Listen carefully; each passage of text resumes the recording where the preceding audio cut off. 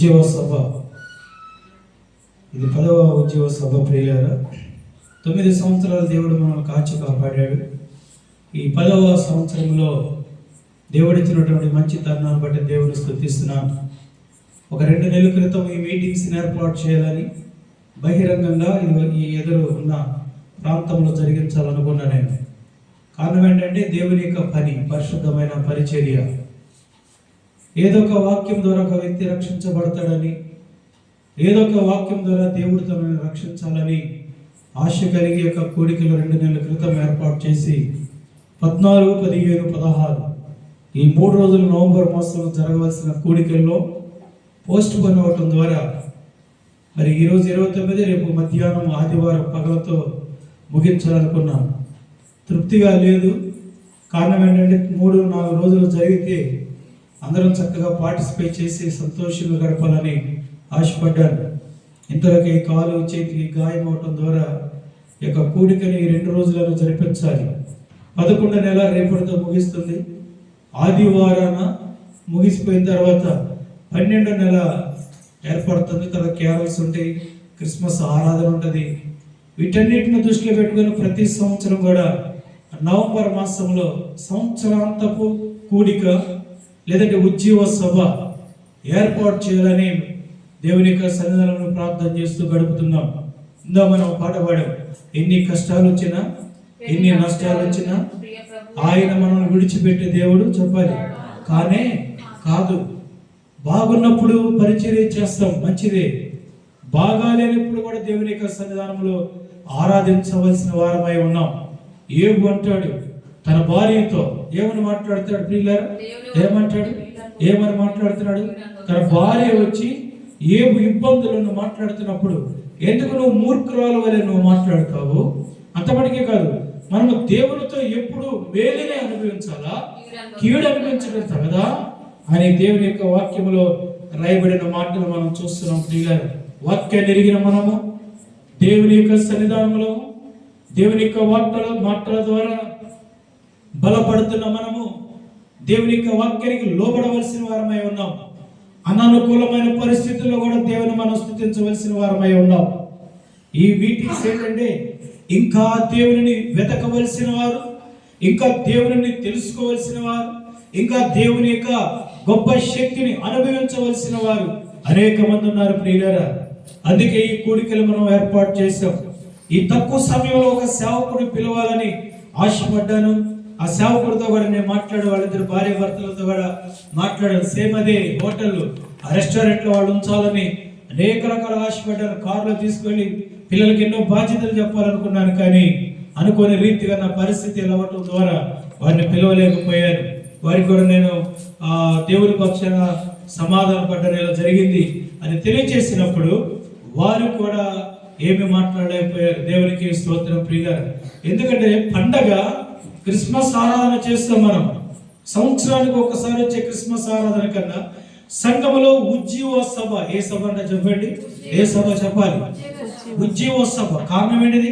వాక్యము ద్వారా ఉజ్జీవింపబడాలని, వాక్యము ద్వారా దేవుని యొక్క మాటలు వారి వారి జీవితంలో ఉజ్జీవకరంగా ఉండాలని, ఉన్న వాక్యం ఉన్న మాటల కొరకు వారి వారి జీవితంలో అనేక మందికి మాదిరికరంగా ఉండాలని ఉద్యోగ సభలు ఏర్పాటు చేస్తున్నాం ప్రియులారా. ఏదేమైనా ఈ రాత్రి కొద్ది మంది అయినప్పటికీ కూడా దేవుని యొక్క సన్నిధానంలో నిలబడలేని పరిస్థితిలో కూడా దేవుడు నిలబడగలిగిన శక్తిని దేవుడు ఇచ్చినందుకు దేవునికి స్తోత్రములు చెల్లిస్తున్నాం ప్రియులారా. అందుకే నేను చెప్పాను నిన్ననే ఏంటంటే ఈ మీటింగ్స్ లాగా అందరు పురుషులు నిలబడండి, అలాగనే స్త్రీలు కూడా నిలబడండి. హల్లెలూయా. మనకి బ్యాడ్జీలు ఉన్నప్పుడు కాదు నిలబడాల్సింది, మనము పరిస్థితులు వేరైనప్పటికీ కూడా ఎవరి పక్షాన్ని నిలబడుతున్నాం చెప్పమ్మా? దేవుని పక్షాన్ని నిలబడితే ఆయన ఏం చేస్తాడు? ఆయన మన పక్షాన్ని నిలబడతాడు. హల్లెలూయా. ఆయన మన పక్షాన్ని నిలబడగలిగిన ఏకైక గొప్ప దేవుడు, తండ్రిలా లాలించే దేవుడు, తల్లిలా ప్రేమించగలిగిన దేవుడు. అందుకని ఆయన వాక్యమును మాట్లాడినప్పుడు సరే అన్న, అసలు మీటింగ్స్ పెట్టబాక అవసరం లేదు, 2026 జనవరి కొత్త సంవత్సరంలో ఏర్పాటు చేద్దాం అనుకున్నాం. కానీ దేవుని యొక్క సన్నిధానం ఒప్పందం చేసిన ప్రభువా సంఘములో మేమందరం కలిసి సంవత్సరానికి ఒకసారి నీ మాటలు వినిపించడానికి మా స్నేహితులకి ఈరోజు చాలా మంది రావాల్సిన వారే ఉన్నారు, కానీ అందరు నేను ఆహ్వానించలేకపోయాను. పరిస్థితిని ఒకటి బయట ఘోరమైన చలి ఉంది కాబట్టి వారిని నేను ఆహ్వానించలేకపోయాను. అయినా కొంత బాధ ఉంది. ఇంతకుముందు నేను చూస్తే ఈ పొయ్యి కొద్దిగా మంచిగా ఉండే పొయ్యి ఎందుకు ఏమైందో తెలియదు, ఒకసారి కనుక జరిగిపోయింది. అక్కడ కూర్చున్నా, నేను మనసులో ప్రార్థన చేస్తున్నా. ప్రార్థన చేసే స్త్రీ లేరు, సభకు ముందు ప్రార్థన చేసే పురుషులేరు. ఇది దేవుని యొక్క పని. ఎవరి జీవితానికి తగిన ప్రతిఫలం దేవుడు ఇస్తాడు వాళ్ళకి. దేవుని యొక్క వాక్యం రాయబడింది, ఇదిగో నేను త్వరగా రానై ఉన్నాను, వాని క్రియలు బట్టి నేను వారికి ప్రతిఫలం ఇస్తానని చెప్పిన దేవుడు ఆయన. ఈరోజు ప్రార్థనకు ముందు సహవాసము కలిగి, ఇదిగో దేవుడు మనకిచ్చిన చిన్న మంద ప్రార్థన చేయగలిగిన స్త్రీలు లేకుండా పోయారు. ప్రియులు, అన్ని ఆటంకాలే. ఎందుకు నేను వాటర్ క్యాన్ పిల్లలు మర్చిపోయి వచ్చారు, అదొక ఆటంకం అయిపోయింది. పొయ్యి పాడైపోయింది. ఇందాక అన్ని శుభ్రం చేశారు, మరలా ఎన్టీపీసీలు చేస్తే అది సెట్ కాలేదు. మరి గోదావరి కన్నీళ్ళు చేసుకుని వచ్చారు. ప్రియులు, ఇది ఇప్పుడు వండుతున్నారు అన్నం, కూరలు అయిపోయింది, సాంబార్ అయిపోయింది, ఏదో రకంగా చేశాం. ప్రియులు, చాలా ప్రయాస. ఈ కూడికలు జరిపించడం దేవుని యొక్క శరీరంలో ఆరోగ్యం బాగా పైన పడుకొని దేవుని సన్నిధిలో ప్రార్థన, ప్రభువా ఈ సంవత్సరమైన ఎవరినైనా ఒకరు మీరు మార్చండి అయ్యా, ఈ సంవత్సరమైన ఎవరినైనా వాక్యం ద్వారా మీరు మార్చండి. నీ అద్భుతాలు వారి వారి కుటుంబాల్లో చూడాలి. ఇదిగో నా శరీరం చాలా బలహీనమై ఉంది, నేను నడవలేని పరిస్థితులు ఉన్నాను, నాకే సిగ్గు కలుగుతుంది ఇతరుల మీద సపోర్ట్ అయి నడవటం. నా పరిస్థితులన్నీ చాలా వేదనకరంగా ఉన్నాయి, కానీ నీ పరిశుద్ధమైన పరిచర్యని తుదముట్టించేంత వరకు కూడా క్రీస్తు ప్రభు సన్నిధానంలో సంఘములో మాతో నువ్వు మాట్లాడి నిలబెట్టాలని దేవుని యొక్క సన్నిధిలో ప్రయాసపడుతున్నాం. ప్రియులారా, దేవునికి స్తోత్రములు, హల్లెలూయా. వాక్యం అది అంటుంది, చూడండి. పరిశుద్ధ గ్రంథంలో రాయబడిన మాటను మనం చదువుకుందాం. కీర్తన గ్రంథము 14వ అధ్యాయం కీర్తన గ్రంథం 14వ అధ్యాయం నుంచి కొన్ని మాటలు మనం చదువుకుందాం. ప్రియులారా,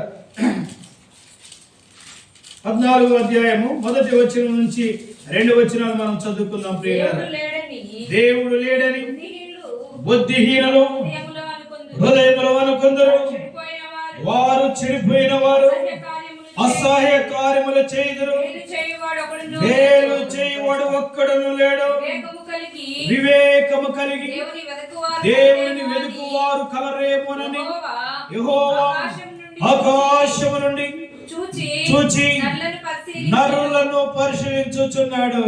చదవాలి 3వ వచనం. అదిగో వారందరూ దారి తొలగి బొత్తిగా చెడి ఉన్నారు, మేలు చేయువాడు ఒక్కడును కూడా లేడు, ఒక్కడైనను లేడు. యెహోవాకు ప్రార్థన చేయక ఆహారము మృంగునట్లు నా ప్రజలను మృంగుచు, పాపము చేయు వారందరికీ తెలివి లేదా, పాపము చేయువారు బహుగా భయపడదురు. ఎందుకనగా దేవుడు నీతిమంతుల సంతానం పక్షమునున్నాడు, బాధపడు వారి ఆలోచనను మీరు తృణీకరించుదురు, ఆయనను యెహోవా వారిని ఆశ్రయమై ఉన్నాడు. అదిగో సియోనులో నుండి ఇశ్రాయేలుకు రక్షణ కలుగును గాక. యెహోవా సర్వోన్నత తన ప్రజలను రప్పించినప్పుడు యాకోబు హర్షించును, ఇశ్రాయేలు సంతోషించును. దేవునికి స్తోత్రములు. ప్రియులారా, హల్లెలూయా. ఈ రాత్రికాల సమయంలో ఈ మొదటి కూడికను బట్టి దేవుని స్తుతిస్తున్నాం. కొద్ది నిమిషాలు ప్రియులారా దేవుని యొక్క వాక్యాన్ని మనం జ్ఞాపకం చేసుకుందాం. ఇందులో రాయబడిన మాట మనం చూసినప్పుడు, బుద్ధిహీనులు దేవుడు లేడని వారి యొక్క హృదయములు అనుకునే వారు ఉన్నారు. ఎవరంటే వీళ్ళు? దేవుని ఎరిగిన వారు, దేవుని పనికి ప్రయాసపడని వారు. ఎలాంటి వారంటే బుద్ధిహీనులని రాయబడింది.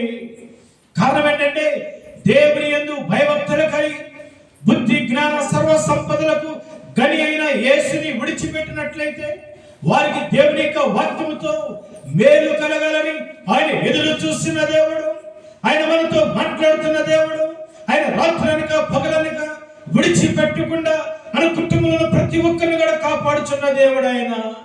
అందుకని అంటాడు, ఇదిగో నా వాక్యాన్ని వినవలసిన వారు వినలేకపోవటము ద్వారా రానల్లని ఉద్దేశం కలిగిన వారు అనేక మంది ఉన్నారు. అందుకే ఇశ్రాయేలుకు రక్షణ కలుగు చేయాలని ఆయన ఈ కూడికలను ఏర్పాటు చేశాడు. హల్లెలూయా. అందుకన్నాడు ఏమన్నాడంటే, బుద్ధిహీనులతో దేవుని యొక్క వాక్యం మాట్లాడుతున్న మాట ఏమన్నాడు, వివేకము కలిగి దేవుని వెదికేవారు కావాలి. ఏ వివేకము? దేవుని వెదికేవారు మనకు కావాలి. వివేకము కలిగి దేవుని వెదుకువారు కలరేమో. దేవుని యొక్క వాక్యం నీతో మాట్లాడుతుంది రాత్రి. ఇంకా నువ్వు దేవుని వెదకపోయినట్లయితే, దేవుని యొక్క కార్యాలపైన నీ దృష్టి లేకపోయినట్లయితే, దేవుడు ఒక దినాన మనల్ని అడుగుతాడు, ప్రియులారా, ఇది దేవుని యొక్క పరిశుద్ధమైన పరిచర్య. దేవుని యొక్క పరిశుద్ధమైన పరిచర్యలో నా వంతుగా నేను చేయవలసిన బాధ్యత, భారము నా పైన ఉన్నది. ఇది దేవుని పని. వెతుకువారు కలరేమని దేవుడు మాట్లాడుతున్నాడు. వెదకాలి. వెతికినప్పుడు మనం సంపాదించుకుంటాం. వెతికినప్పుడు అనేకమైన వాటిని దేవుడు నీతో మాట్లాడుతుంటాడు. అనేకమైన వాటిని కనుగొనాలంటే వెతికే అనుభవం నీకు ఉండాలి. హల్లెలూయా. ఈ రాత్రి ప్రియులారా, దేవుని వెతికేవారు కలరేమని దేవుడు చూస్తున్నాడు. ఈరోజు నేను అందరికి తెలియజేశాను ప్రియులారా, ఆరోగ్యం బాగపోయిన ఆటో తీసుకొని అందరి ఇళ్ళకి వెళ్ళి మాట్లాడి వాళ్ళందరితో నేను కొంతసేపు ఉండి వారందరికీ నేను మీటింగ్స్ గురించి తెలియజేశాను. ఈరోజు చాలా తక్కువ మంది వచ్చారు ప్రియులారా. ఏమైపోయింది? దేవుని వెతికేవారు లేకుండా పోయారు. చలి ఇక్కడ ఉన్న చలి ఉంటుంది, ఇంట్లో ఉన్న కూడా చలి ఉంటుంది ప్రియులారా. కానీ దేవుని వెతకాల. దేవుని వెతికినప్పుడు దాచబడిన మేలుని నీ ఎడల కృప చూపిస్తూ ఉంటాడు ఆయన. ఆయన నీతో మాట్లాడగలుగుతుంటాడు. ఆయన నిన్ను బలపరుస్తూ ఉంటాడు. ఆయన ప్రియులారా, దేవుని బలపరుస్తూ ఉంటాడు ఆయన. అందుకని అన్నాడు, వెతికే వారిగానే ఉండాలి, వెతికే క్రైస్తవుడుగానే ఉండాలి. ఇశ్రాయేలీయులారా, నా మాటను మీరు నీ హృదయంలో జ్ఞాపకం చేసుకొని నన్ను వెతికేయగలిగిన మనసు నీకు ఉండాలి. దేవుని వెతికేవారు మనకు కావాలి ప్రియులారా. అన్నిటిని ఏదైనా పోగొట్టుకున్నప్పుడు ఎప్పుడు ఎదుగుతాం చెప్పండి? ఏదైనా విలువైన వస్తువు పోగొట్టుకున్నప్పుడు, డాక్యుమెంట్స్ పోగొట్టుకున్నప్పుడు, బంగారాన్ని పోగొట్టుకున్నప్పుడు ఎంత జాగ్రత్తగా వెతుకుతామో. కారణం ఏంటి తెలుసా? ఏ వస్తువు ఏ వ్యక్తిని గురించి పడిపోయిందో ఆ వ్యక్తికే బాధ ఉంటుంది ప్రియులారా. నా చేతి రింగు పడిపోయింది అనుకోండి, నాకే వేదన ఉంటుంది, నాకే సమస్య ఉంటుంది. కానీ వాక్యం అంటుంది, ఇదిగో నేను సృష్టించిన దేవుని నేను, నిన్ను నీకు మంచి అందాన్ని కలుగ చేసిన దేవుని నేను నీతో మాట్లాడుతున్న దేవుని నేను. ఈరోజు నన్ను ఎదగలేకపోతున్నావు. ఎదగలేకపోవడానికి కారణం ఏంటంటే అపవాదం. ఇంకా చాలు చాలు, మనం క్రైస్తవులమే, వెళ్ళకపోయినా పర్వాలేదు, ఈ రోజు కాకపోతే ఇంకొక రోజు వెళ్ళొచ్చు. వెదికే ఆలోచనని చెడగొడుతున్నారు ప్రియులారా. ఈ రాత్రి దేవుడు నీతో మాట్లాడుతున్నాడు. ఈ లోకంలో మనం ఏది సాధించాలన్నా, ఏది సంపాదించుకోవాలన్నా దేవుని యొక్క సన్నిధానంలో వెదికే వారిగా ఉండాలా. దేవుని యొక్క సన్నిధానంలో ఆయన పాదాలు పట్టుకొని బ్రతిమలాడుకునే వారిగా మనం ఉండాలి. ఈ మధ్యాహ్నం ఈ రాత్రికాల సమయంలో వాక్యం మనతో మాట్లాడుతుంది ప్రియులారా. ఈ రాత్రికాల సమయంలో వాక్యం నీతో నాతో మనందరితో మాట్లాడుతున్న మాట ఏంటంటే, ఆయనను మనం వెతికేవారు ఏంటంటే వివేకము కలిగి వెతకాలి. వివేకము లేకుండా వెతికే వారిగానే ఉండటానికి వీలు లేదు. ఏది మంచి, ఏది చెడు, ఎలాగా విడిచిపెట్టాలి, ఏది దాన్ని సంపాదించుకోవాలనేది వివేకము కలిగిన మనుషులుగా మనం ఉండాలని దేవుని యొక్క వాక్యం తెలియజేస్తుంది. ఎలా వెతకాలంట? వివేకము కలిగి ఉండాలి. అన్నింటిలో వివేకమే. ఏంటిది వివేకం అంటే? కరెంట్ స్విచ్ ఉంది, అందులో ఏది పెడితే చేస్తాం, పిల్లల్ని మనం కొడతాం. కారణం ఏంటిది? చనిపోతామేమో, ఎక్కడన్నా అపాయం జరగవలసిన దానికన్నా ఎక్కువ జరిగితే దూరమైపోతామేమో, ఇన్ని ఆలోచనలు కలిగి జీవిస్తున్నాం కదా. వాక్యం ఏమంటదండి, నన్ను వెతికేవారు ఎలా ఉండాలంటే చెప్పండి, వివేకముతో ఉండాలి. నెరవ కలిగిన స్త్రీ వలె ఉండాలి, చురుకు కలిగిన స్త్రీల వలె ఉండాలి. హెబ్రీ స్త్రీలు చురుకైన వారు. ఎవరు మాట్లాడుతున్నారు చెప్పాలా? ఎవరండి మాట్లాడుతుంది? పరదేశంలో, వేరే దేశంలో ఉన్నటువంటి వారు మాట్లాడుతున్నారు. ఇదిగో హెబ్రీలు చాలా చురుకైన వారు. కారణం ఏంటి తెలుసా? వారు దేవుని వెతుకుతున్నారు ప్రియులారా. వారు దేవుని వెతుకుతున్నట్లు మనం చూస్తున్నాం ప్రియులారా. అందుకన్నాడు ఈ రాత్రి, ఈరోజు నీవు దేవుని వెతకాలా. దేవుని వెతికినప్పుడు లోకానుసారమైన పద్ధతులు, లోకానుసారమైన ఆచారాలు వాటన్నిటి నువ్వు విడిచిపెట్టకపోయినట్లయితే ఒక దినాన మనం ఏడవలసిన వారమైపోతాం. మనము ఒక దినాన బాధపడవలసిన వారమైపోతాం. మనము ఆచార్య ఆహారం బట్టి దేవుని మనం గణపరచలేం ప్రియులారా, దేవుని స్తుతించలేము మనము ప్రియులారా.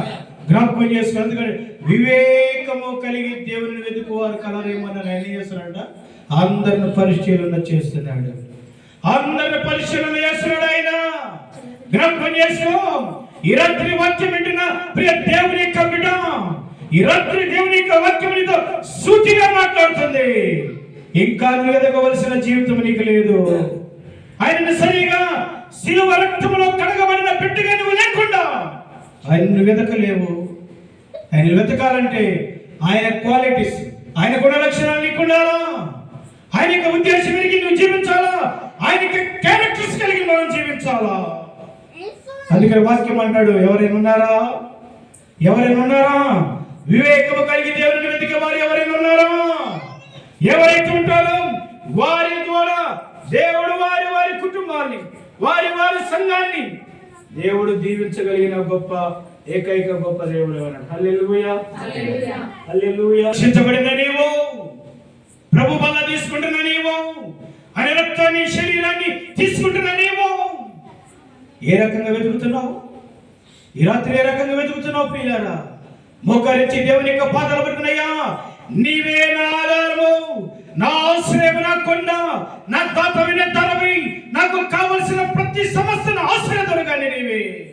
అందుకన్నాడు, సర్వోన్నతుడా నీవే నాకు ఆశ్రయదుర్గము.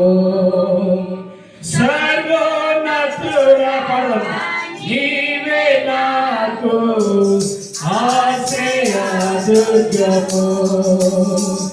ఎవరు లేరు నాకు ఇలాలో, ఎవరు లేరు నాకు ఇలాలో, ఆదరణ నీవేగా, ఆనందము నీవేగా, ఆదరణ నీవేగా, ఆనందము నీవేగా. సర్వోన్నతుడా నీవే నాకు ఆశ్రయదుర్గము. ఎవరైనా మనకి చెప్పాలి, ఎవరైనా సర్వోన్నతుడు. ఎలాంటి వాడైనా చెప్పాలి, ఎలాంటి వాడైనా సర్వోన్నతుడు. ఆయనకున్న గొప్ప దేవుడు లేడు. ఆయన మనల్ని కాపాడినట్టుగా ఎవరు కూడా మనం కాపాడలేరు. మన తల్లిదండ్రులు మరొకవేళ మనకి జన్మనియొచ్చునే, కానీ ఆ జన్మనికి బోధకర్త ఆయనే, ఆయనే సృష్టికర్త, ఆయన నిన్ను కలుగు చేసిన వాడు. అలాంటి దేవుణ్ణి వెతకాలని దావీదు మాట్లాడుతున్నాడు. ఈ రాత్రికాల సమయంలో వాక్యాన్ని జాగ్రత్తగా జ్ఞాపకం చేసుకో. అంటే ఇంకో మాట మాట్లాడుతున్నాడు. 4వ వచనాన్ని మనం చదువుకుందాం. యెహోవాకు ప్రార్థన చేయక ఆహారము మృంగినట్లు తెలివి లేదా వెతకలేని వారి గురించి మాట్లాడుతుంది. దేవుని నిజంగా వెతకలేని వారు ఎలాంటి వారంట? తెలివి లేని వారు. దేవుని సరిగా వెతకలేని వారు ఎవరంటే తెలివి లేని గుంపు అని కనబడుతుంది ఇక్కడ. అందుకే ఆ 3వ వచనం కూడా మనం చదువుకుందాం. 3వ వచనాన్ని కూడా అదిగో వారందరూ దారి తొలగి బొత్తిగా చెడిపోయి ఉన్నారు. ఎలా ఉన్నారంటాడు? చెడిపోయి ఉన్నారు. ఎవరు వాళ్ళు? దేవుని వెతకలేని వారు. దేవుని యొక్క త్యాగాన్ని, దేవుని యొక్క శిలువ ధ్యానాన్ని, దేవుని యొక్క ప్రేమను, దేవుని యొక్క త్యాగశీలమైన జీవితాన్ని గుర్తిరగలేని వారు. ఈ రాత్రి కాల సమయంలో ఎలా వెతుకుతున్నావు? నీవు మంచం మీద పడుకొని వెతుకుతున్నావా? సంత వీధిలో వెతుకుతున్నావా? ఒకరికొకరు వందనాలు చెప్పుకుంటూ టైం పాస్ చేస్తున్నావా? దేవుడు చూస్తున్నాడు. ఆకాశమందున దేవుడు మనుషులను పరిశీలన చేస్తున్నాడని దేవుని యొక్క వాక్యం మాట్లాడుతుంది. ఈ రాత్రి వెతికే విధానం గురించి ఈ రాత్రి ఈ సభను దేవుడు ఏర్పాటు చేశాడు. అసలు అనుకున్నా నేను మాట్లాడలేనేమో, కొద్ది నిమిషాలు ఎవరైనా మాట్లాడతారేమో అనుకున్నాను ప్రియులారా.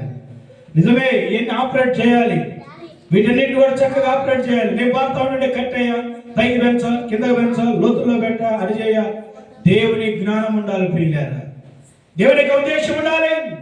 ఒక పనిని మనం పట్టుకున్నప్పుడు దేవుని కొరకు ప్రయాసపడే వారు త్వరగా ముందుకు నడిచి రావాలి. వివేకం కలిగిన స్త్రీని వలె ఉండాలి. ప్రేమించకపోయినా నిన్ను అవమానించినప్పటికీ కూడా క్రీస్తుని నీ జీవితం నుంచి విడిచిపెట్టడానికి వెళ్ళలేదు. మరణమైనను సరే, ఖడ్గమైనను సరే, వస్త్రహీనతైనను సరే, అయినా సరే క్రీస్తు ప్రేమ నుంచి మనల్ని విడబాపదు. అలాంటి దేవుడిని మనం ఆరాధన చేస్తున్నాం. అలాంటి దేవుని యొక్క సన్నిధానంలో మనం ఉన్నాం. అది కన్నాడు ఆయన, దారి తొలగిపోయిన వారికి తెలివి లేదా, నాలో నుంచి ప్రక్కకి వెళ్ళిపోయిన వారికి తెలివి లేదా. ఈ రాత్రి ఆయన మాట్లాడుతున్న మాట వినలేదా. అది కన్నాడు ఏమన్నంటే, వివేకము కలిగి దేవుని వరకు కలరేమనని ఆకాశం చూసినట్ట. యెహోవాకు ప్రార్థన చేయక పడుకున్నా తిన్నా దేవుడు సహించడు. ఎట్టి పరిస్థితుల్లో దేవుడు సహించడు. ప్రార్థన చాలా అవసరమైంది. ప్రార్థన దేవునితో మాట్లాడే గొప్ప భాగ్యమైంది. తండ్రి దేవు మనం కాపాడని అని పడుకుంటే కుదరదు. ఆ పరిస్థితులు మనం లేవు. ఈరోజు దినాలు మారిపోతున్నాయి, సంవత్సరాలు మారిపోతున్నాయి. ఏ పరిస్థితి ఎలా ఉండదో తెలియదు. బయటికి వెళ్ళిన వ్యక్తి క్షేమం అవసరం గ్యారెంటీ లేకుండా అయిపోయింది.